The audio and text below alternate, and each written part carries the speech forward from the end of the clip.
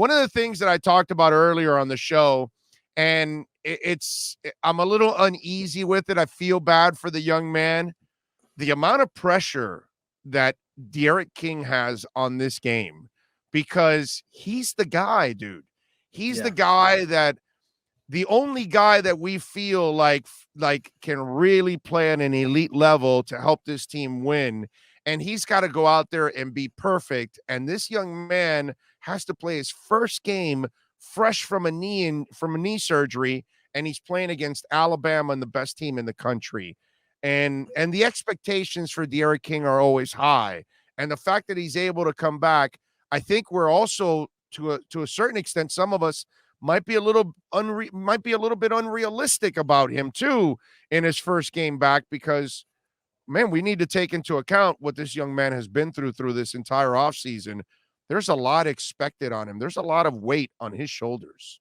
Yeah, there is. There's definitely a lot on his shoulders. The one thing I'll say about him, and maybe you can correct me if I'm wrong, I don't remember him having a bad game for the Hurricanes, right? I mean, this guy, since the moment No, there he's were a been couple here, bad passes early that he didn't right? connect. He was having some issues with accuracy and all that kind of stuff, but then it got better as the season went on. And you're right. He was never the issue. Let's put it that No, way.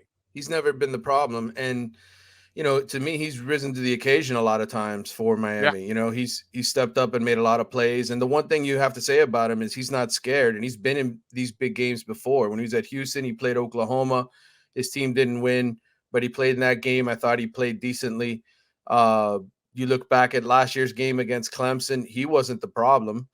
So to me, I think you can expect D'Eriq King to show up and play his best in this game, because outside of the knee injury, there's nothing you can really question him on. I think the guy prepares. I think the guy is focused. I think he's a great leader. So, while there's certainly a lot of pressure on him to deliver, I don't think there's been many instances where he's disappointed us per se.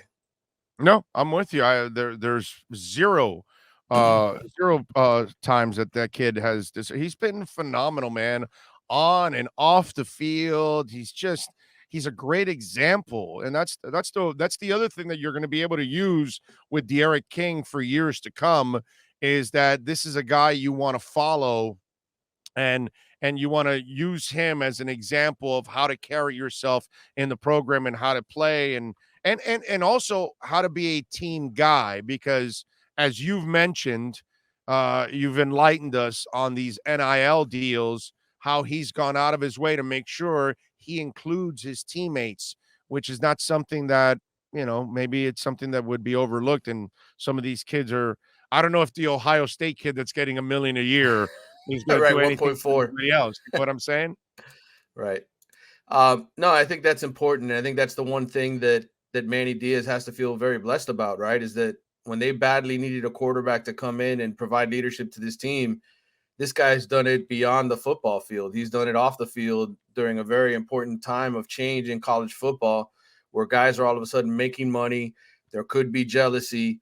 And I really do think, for the most part, almost every scholarship player on this team follows D'Eriq's lead. I mean, there might be one or two, buffoons, but I think for the most part, you think back to 2 years ago when Miami lost to FIU, right? And Jaron Williams, who's now the third string quarterback at USF.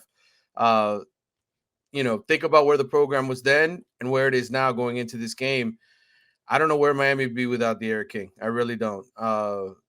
Last year we would have had N'Kosi Perry probably as quarterback. We'd be having a QB controversy. Is it Jake Garcia, Tyler Van Dyke making their first start against Alabama?